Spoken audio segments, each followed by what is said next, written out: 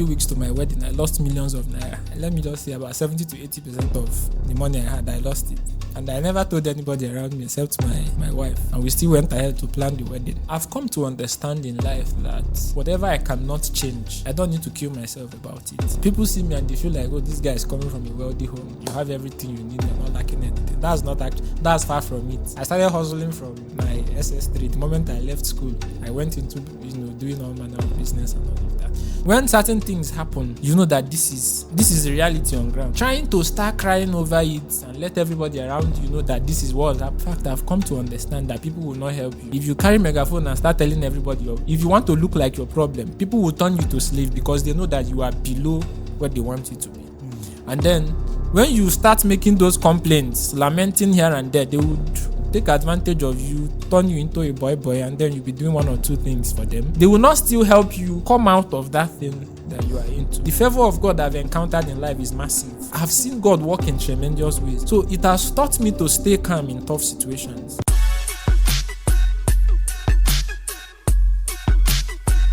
Welcome back to another episode of the Let's Talk Experience Show, and we are so excited to have a phenomenal in our studio today. Mr. Gozie, thank you so much for making our time to be in the show with us. Thank you, Apostle. It's a pleasure to be here. Thank you for having me. You're welcome, sir. All right. I believe that your perspective and your contributions on this show today will really aid a whole lot of people. And I would like to begin by asking you a question. Okay. Have you ever heard a statement like men are more emotional than women, but just that we cover up with a whole lot of, what do you think by that statement that men are more emotional than women? Okay. I don't believe in that philosophy, but nevertheless, I also believe that when it comes to the issues of emotions, human beings are complex beings. Both male and female. When I've seen women who seem to lack emotions, and I've seen men who seem to lack emotions as well. There are men who are also more emotional, and there are men who don't seem to have emotions at all. So I don't believe that men are more emotional than women. The only difference is that more men seem to have emotional control. Okay. More men seem to have emotional intelligence than women. When it comes to being emotional, I don't think there is a rationale. There is no backing to say that, okay, men are more emotional than women. We can go on and on to give instances where we see men display emotions, and you see a man cry. Yeah. You know, in our society, in this part of the world, we don't believe that men should cry. Why should a man cry? So you are a man up, chin up. You have to take everything in, and but actually, men do cry, even though sometimes men don't come out to show their tears. But when it comes to crying, men cry. Men express emotions. Some men do. And so many times you see that some of men who seem to try to bottle up their emotions, they seem to come down heavily with a lot of burden. Why? Because they try to shield and pretend like this part of them does not exist. I don't think that philosophy is ideal. Okay. But have you ever been through any situation that frustrated you or depressed you? A lot of times. So you have been depressed before? Very well. You don't look like someone that has gone through depression before. I've been depressed a couple of times. Growing up, I grew up alone. I grew up staying indoors. I'm very much introverted. Okay. And so sometimes I take my time to cry those years growing up, and many times I don't even know what's beating me, but I just stay indoors and reflect on a lot of things. I feel like things are not working the way it should. And I have even what they call mood swing. Sometimes I don't want to talk to anybody. I just want to stay there. I think this thing started to improve with time as I began to understand my God-given potentials and began to expose myself to certain responsibilities, began relating with people more, understanding the realities of life, that it mustn't work out the way you want them to work out. But have I been depressed? A whole lot of times. In fact, it was during one of those episodes that I learned that nobody is keeping anything anywhere waiting for you. You have to work out certain things yourself. You have to take the bull by the horn. And then I learned the philosophy that things that ought to weigh you down, instead of allowing them to weigh you down, they should be a motivation for you to go the extra mile. Yeah. So take, for example, I had an experience in school where I failed a course. Particularly for me, I don't believe I can fail, back then in school. And then in my 200 level, I had this experience because I was choked up with a lot of responsibilities and I failed the course. And during those times, it was a depressing moment. That was one of the times I learned that instead of trying to reflect on, this thing is bad, it has happened. Certain things you cannot change it. Trying to reflect over the things that you cannot change is a no-no. Instead, when you look at it, this is not good for me. This is not ideal. So let it be a motivation for you to stare yourself and say, this level is not what I need. This is not what I need to be in. Then it should be a motivation for you to go the extra mile to make sure that things are not working that way. It should work another way. Wow. That's amazing. So someone that is going through depression now and walks up to you, what's your picture of depression? Okay, my picture of depression is just someone who feels like things is not working in their favor. Okay. Things are not working out the way they imagined it to be. Okay. They feel like they are in a lower state than every other person. That is, they are depressed. Okay. You are below where you should be. And so it makes you not to be mentally stable in such a way that you cannot relate with every other person because you feel like you are less. It makes you feel like you are not up to where you should be. I don't think that spirit is of God. Yes. It makes you feel, no, I'm not up to it. I can't do it. I am less. I am not up to this. I'm not up to that. I don't have this. Forgetting that life, the life of a man, is not dependent on what he has gathered and what he has and all of it. I've come to understand that what we have is inside. Whatever we're able to make outside is an expression of what comes inside of us.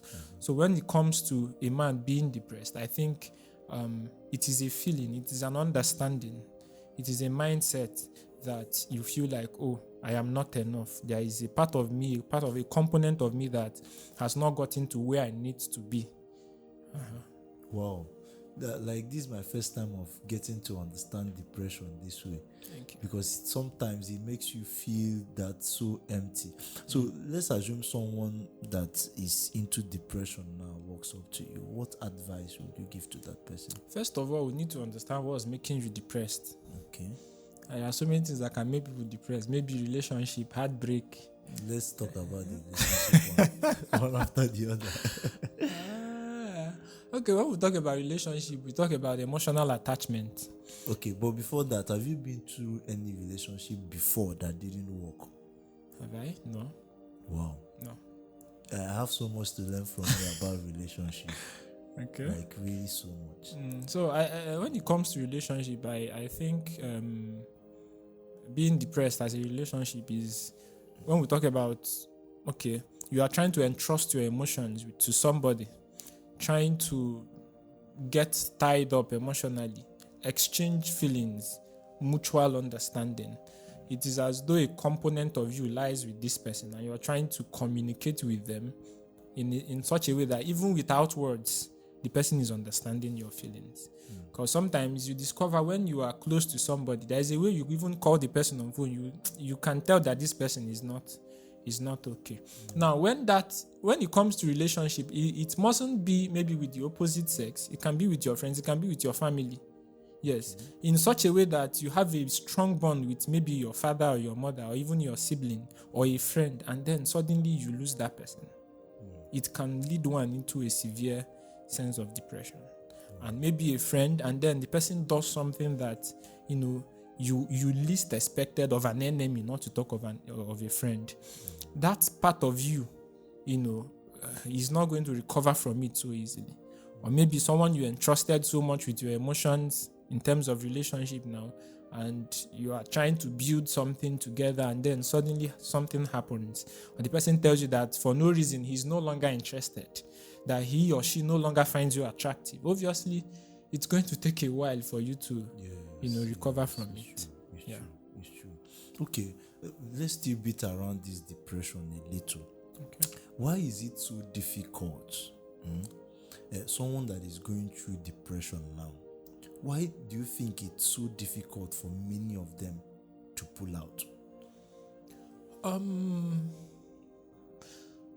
I wouldn't know if I would blame this part of our world, because in some places, say in the Western world, there are provisions for. Here we don't talk about psychologists enough. Okay. There are people that are good in talking. Psychologists, they get to study people's emotions, how they feel, how they react. Now, in this part of the world, we neglect areas where people do the talking. There is this therapy that is not just about drugs. There is words are therapeutic. Yes. When people they study human mind, they understand how these things work. When you get to relate with those kind of people, communicate with them, when you get to the Western world, they have sessions with psychologists. They get to counsel you. Even in Nigeria, I think I've had people talk about places like Abuja, where you have these things functioning. In this part of the world, there are little or few of such kind of people that can talk people, encourage them, make them see things from a different perspective. That is just one of the basic things a depressed person wants to know or see. Yes. Make them see things from a different perspective than what they are seeing at the moment. When you bring them out of that state and shift them to a place where they are seeing differently, they are not seeing themselves small again. You open up their eyes to see this part of them that they are not seeing. It's not something that happens once. It is a consistent process. And, continually, you keep exposing them. There's this thing that happens to human brain, that what they get used to hearing frequently gets to make their mind, it molds them. It molds their existence. A totality of who I am is, a summation of what I've been hearing over time. So with time, if you consistently engage these ones and keep shaping and, shifting their mindset from what they used to be, there will be a whole lot of progress. Wow. Now, you're a medical doctor, right? I'm a medical scientist. Okay, scientist. Yes. You're still connected. Okay. But then I would like to know, I think I have the opportunity to now ask you this question. Do you think depression is more spiritual than medical? Right? Do you understand the question, or is it a more medical case than a spiritual case? I would say it's the both. Okay. I would say it's the both. I've had an experience where someone very close to me had this depressing experience, and back then he complained of hearing voices. He said he was hearing voices telling him to kill himself. He wasn't seeing anything good around. So when he made that complaint, we had to engage God in the place of prayer. We started praying about it, and at some point, something pushed me to go and make a research. I started researching, and I found out there is something called schizophrenia. That again. Schizophrenia is actually a diagnosis. Is a psychological illness that makes people hear different voices from their contemporary. They tend to blame people around them for their failures, for things that are not going well and everything.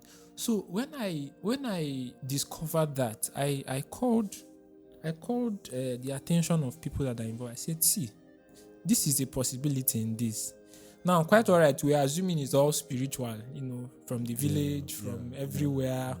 But from what I'm seeing, this is actually a medical situation. Meanwhile, we have prayed for months. When I mean months, both day and night, we have prayed prayers.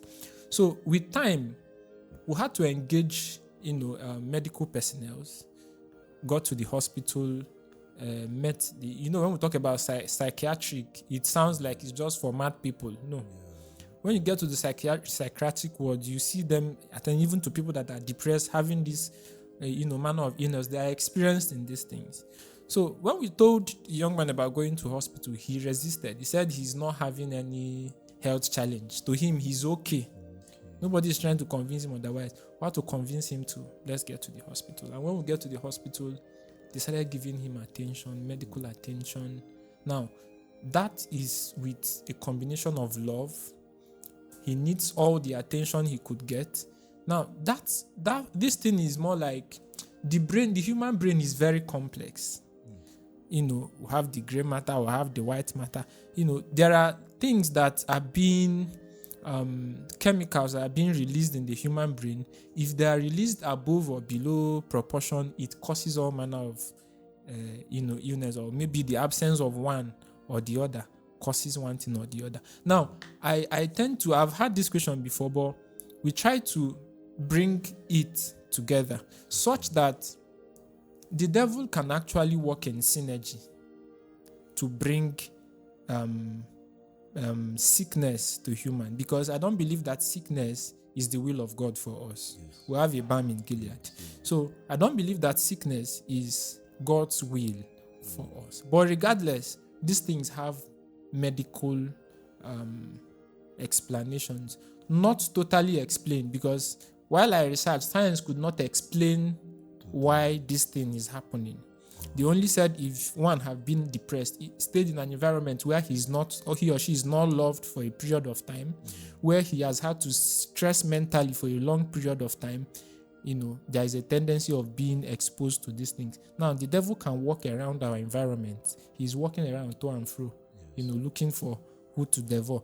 He can take advantage of certain environmental factors and bring one into this state. So it is a combination of both spiritual and medical reality.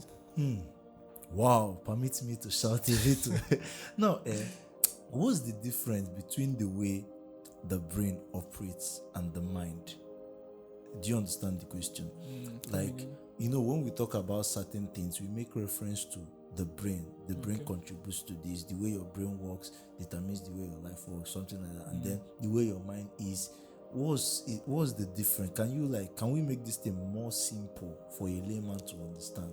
Okay, man, from the Christian doctrine, scripturally speaking, man is a spirit. Yes. Man is a spirit. Man is not spirit, soul, and body. Yeah, man is a spirit that has a soul, and packaged in a body. Yeah, so man is tripartite in nature, but man is a spirit, and man has soul, the soul that has to do with our emotions, and then packaged in the body. Now, the body we're talking about now, the brain is inclusive in the body component. So your question is saying, how do we differentiate between the mind? The mind. Where is the mind now? The mind is not something we see physically. Okay. Just like we say man is a spirit. Just like you said, the brain is contained in the body. So where is the mind found? The mind is, how will I explain it now? It's not physical. Okay. Just like man is a spirit, you don't see the spirit physically. The mind is more like the expressions of our feelings and our emotions. Our emotions somehow is linked to our brain, because it is what you see most times that affects the way you feel. I don't know if you get it. So what you feel affects the way what you see, or things that happens around you obviously affect the way you feel, and those things will determine how you will respond to the realities around you. So there is this connection between the brain, because it is the brain that makes interpretation of things that is happening around you. The brain tries to tell you that, okay, I'm wearing black, or I'm wearing white. Say I'm wearing white now. You want to hug me. Now your emotions wants to hug me. Maybe your hand is dirty, and then you are looking at me. I'm wearing white. You want to, something in you tells you, okay, you shouldn't do this. You dirty the white. But I might be wearing black, and your hand is, a bit dirty. You can comfortably, walk around and feel comfortable. So the brain has a way of interpreting what is happening around you. And in that way, it gives you direction on how to feel about it. Now, you see people, let me give an instance. You can see two people discussing, talking about something else, and then maybe they look your direction and they laugh, and your brain be like, oh, these people are talking about me. Yeah. Now your eyes have seen something, and your brain is trying to interpret. Now your emotions will now react to that thing. Maybe you are now coming around. They might be discussing random something that doesn't have to do, and then you're coming around and coming close to them, and they try to greet you, and then you frown up, and why? Because your brain has interpreted something, and your emotions that is unmanaged is now trying to respond to what your brain has said to you. So it is possible to keep the emotions in control, because what the brain tells you, the brain gives you interpretation, but you still have the liberty and the right to respond in a different way. So you're saying we can control the brain? Very well. Control the brain? Yes. I wouldn't say we can control the brain, because the brain has already been wired. Now, the brain makes multiple of thoughts. The Bible said the heart of man is deceitful and wicked. Who can understand it? So, take for example, just with the example I gave now, with the instance I gave, when the brain tries to interpret these things to you, you have the liberty to still make an excuse and give your brain excuses that it mustn't be this thing that these people are talking about.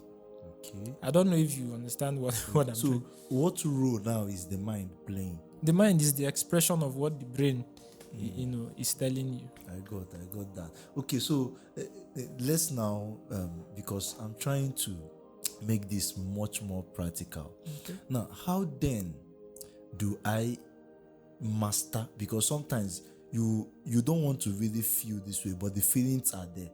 Right? Have you had that experience that you don't want to feel this way, but then the feelings are there? Sure. How then do you master those emotions and those feelings?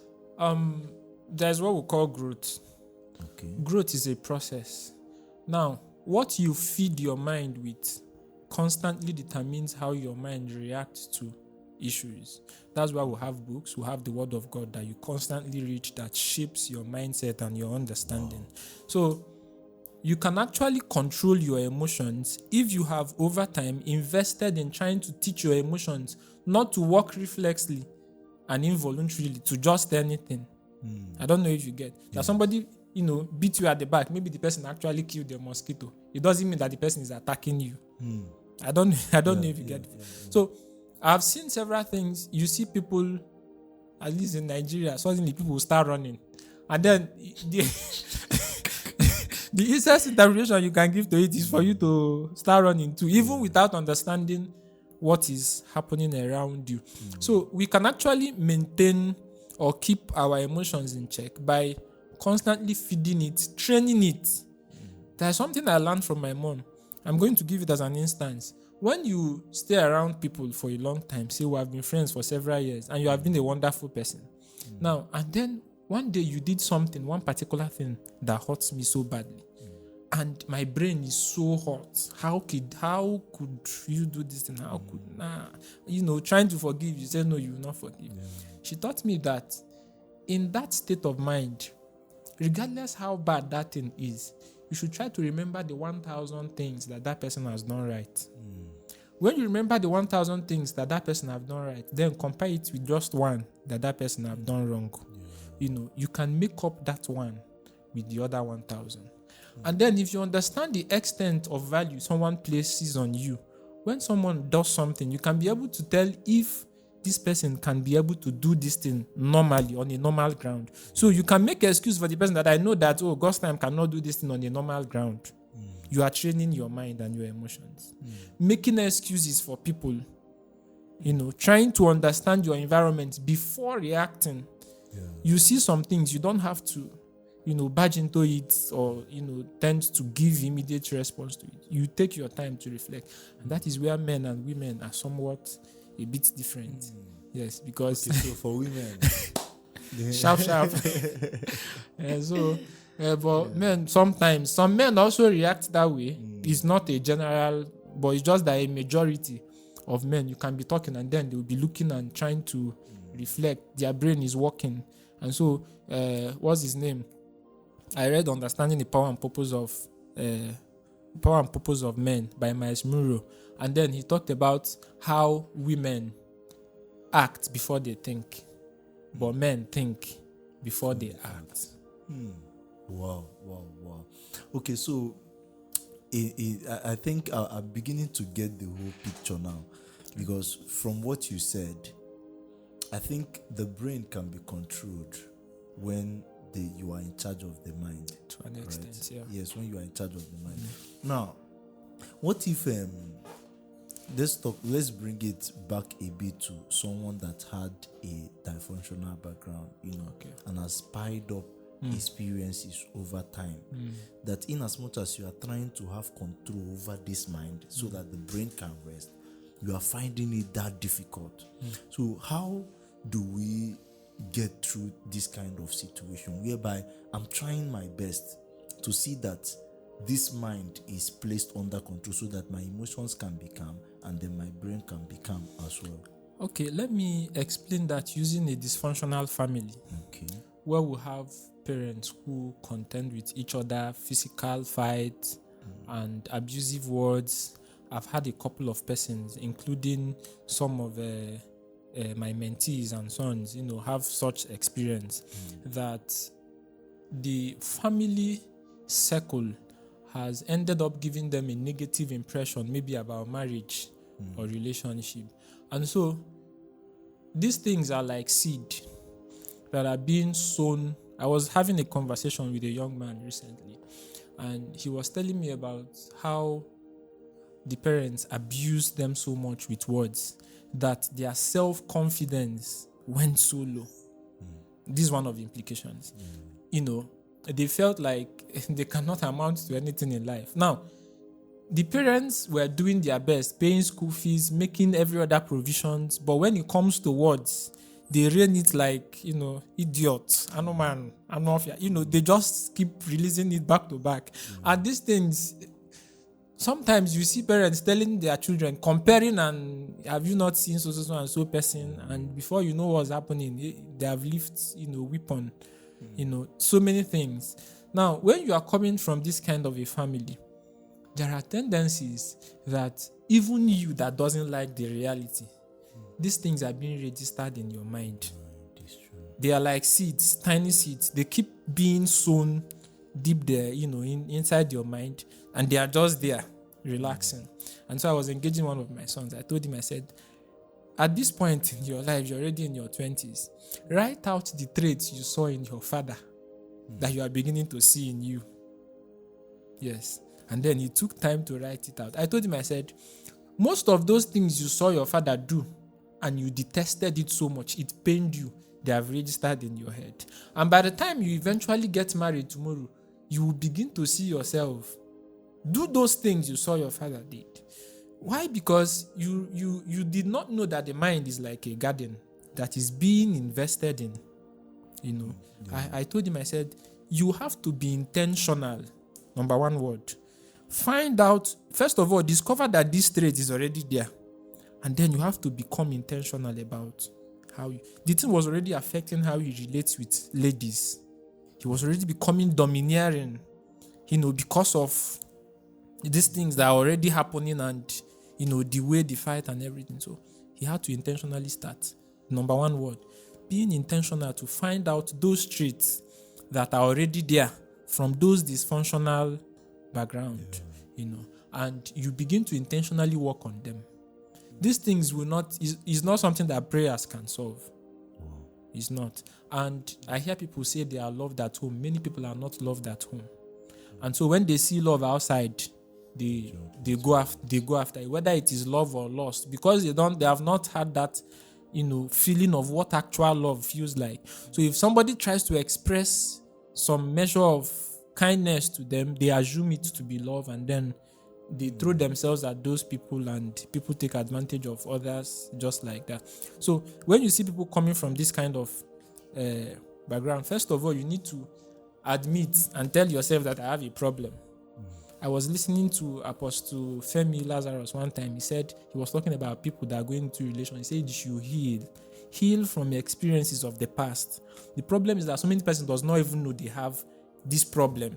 So you have to start engaging those traits one by one, finding out those things that are affecting you one by one, and trying to bring out substitute measures. Say you have anger issues. How can this thing be curbed? While you are praying about it, there should be practical steps to. And that is why it's also good to have a mentor, a father that can help you watch your progress as you come out of these things. I don't know if you get it. So when you are not being intentional, you just want to come out of whatever has happened in the past, it will not work that way. It will not work because these things are like seed. They have germinated over time. Now, even children in school, I'm a children teacher, and so you see children, they have had this depraved mind. There has been this impact in their life emotionally as a result of what the home looks like. You see a child that is so careless in class, and then you are wondering how this little child of 5, 6 years, 10 years is this carefree, careless, saying all manner of things. When you listen to some children open their mouth and say things, you don't need to be told that this one is coming from a dysfunctional home. So it's going to take a process for them to heal, come out of this particular reality that has kept them over time, and come into a certain, kind of life again. Yeah. If you marry those kind of people, I tell you, both the person that married them and the children, if care is not taken, if intentional steps are not taken, they will replicate exactly the kind of home they had. That's why when you see people get married, the young man wants to get married, they will ask him, because the tendency that she will behave like her mother is very high. Wow. I don't know if I addressed the question because I know I just touched, so many things. But you can give it a summary now that this is the way someone can pull out. The summary of what I'm saying is that number one, the person needs to be intentional to find out what is the problem. What have you learned? You have a privilege to unlearn. Try to have someone that is watching over you, who you are accountable to, that can help you come out of these things. Now, it depends on the impact it had in you. You can actually heal. Now, I've been to different homes. I've seen marriages that is working. I've seen the ones that is not working. I've seen the ones that people are enduring. The mother is just enduring for the children, and the father is trying to be the boss. I've seen different kinds of marriages. So it depends on the impact it has in you. Try to find out practical steps. Submit yourself to someone that can guide you out of whatsoever stage you feel like your mind has, entered. But number one, you have to be intentional. Find out the area where you have been wounded, the area where you need to heal. Okay.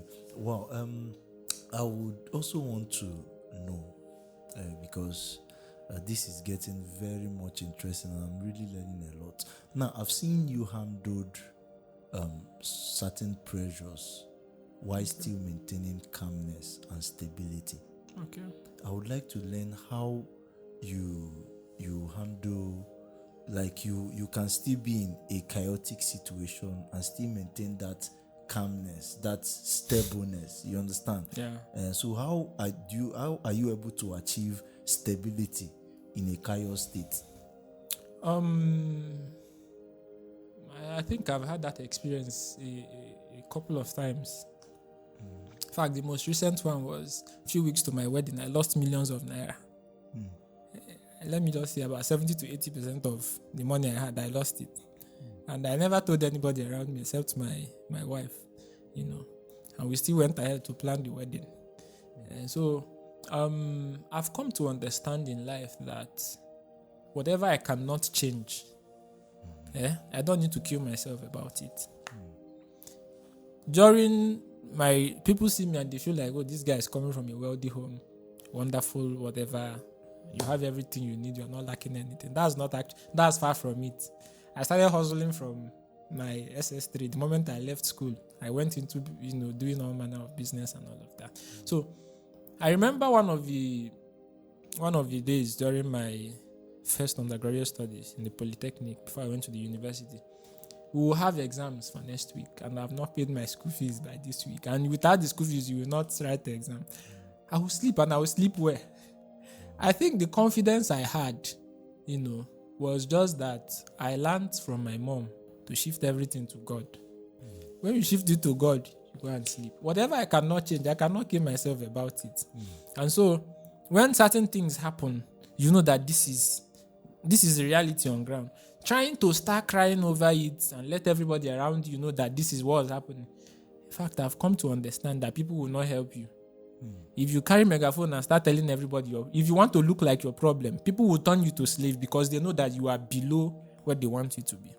And then when you start making those complaints, lamenting here and there, they would take advantage of you, turn you into a boy, and then you'll be doing one or two things for them. They will not still help you come out of that thing that you are into. The favor of God I've encountered in life is massive.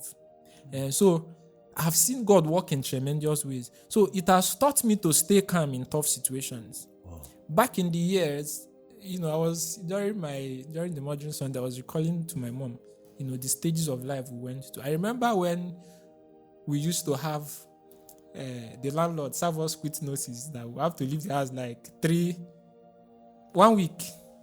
And we'll keep going from one level of debt to another, from one level of debt. I said, Mom, you're living in your own house now. So life is in stages. If you kill yourself, I see people, they go and commit suicide. It doesn't solve the issue. Life is not designed to favor you. So when I was growing up, I stay most times in the night, I hear my mom cry. Pray, like not crying and lamenting. Prayers. Those days, they will bring quit notice. She will carry the quit notice and keep on her prayer table and be praying. Like I'm telling you her actual words, that this quit notice, the way she handles it so practically. And before you know what's happening, rent will come. We'll pay that one. We'll keep going in the face. That was how I navigated school, went through my polytechnic experience, went through undergraduate in UNN. So I've learned to shift everything to God. Once it happens, I sleep well. The day I lost money was the day I had an encounter, about not wedding in the church where I was supposed to. That night, I slept very well. I must be very honest with you. I believe that if I can hand it over to God, He knows how to handle it the most. That does not mean that I will not take practical steps, but it doesn't affect me so mentally that everybody around me and everything knows that, there is a problem. Wow. I learned so much from this. Thank you, sir. Thank you so much for pouring in a whole lot in this. Like, I really took out from your experience. And we'll still have you again, because I would like you to also touch the area of relationship, friendship, and then the area of purpose as well. Okay. Yes, being able to discover your purpose and all of that. But then to finalize, let me give this one to them as bonus, because you are someone that I've really taken note of, at least for a number of time. I've seen the way you handle things, and the way God do certain things through you. Now, and I believe, just like I asked you earlier, whether you have made any mistake in relationship, like being in a relationship that didn't work. What was your answer again? I said no. No. Now let's give to them as bonus, but don't finish it so that they will come back for the extra. Now let's give it to them as a bonus. Don't give us too many. I want us to have another special session for this.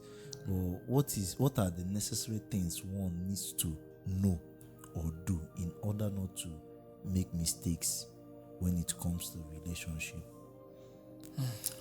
Okay, I think the number one thing is to learn to trust God. Okay. Yes. Learning to trust that God is having a perfect person for you. Perfect in the sense that not a perfect human. Okay. Because there is no perfect human anywhere. Okay. But that He has the person that is best, perfectly suitable, that can match. If you have calmness, He has the best person to match that calmness. If you have madness, He has the perfect person to match the. So learning to trust God, number one. Number two is also learning to know what you want. I don't know for others, some people would want to completely make it, look like when you say you want, what you want, it's sounding like you're not spiritual. No. It's very important to know what you want. Because there are certain things I've seen people get into marriage because they heard, or somebody told them or recommended, and with time, they don't have satisfaction, in the marriage. Yeah. Before I got married, there were a few things I begged God for.